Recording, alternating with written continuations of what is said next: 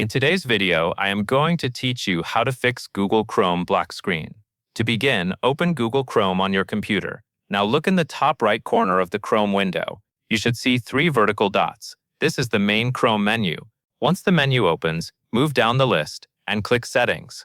Chrome will open a new settings page. On the settings page, scroll down toward the bottom. Keep going until you find the section labeled System.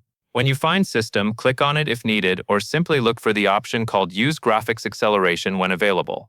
This setting may also be described in some versions as Hardware Acceleration. Next, turn off the toggle next to Use Graphics Acceleration when available. Make sure the switch moves to the off position.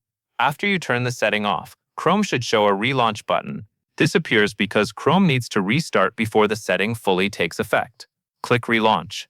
Once Chrome opens again, give it a moment to load completely. The black screen issue should now be reduced or fixed if graphics acceleration was the cause. And that is all there is to it.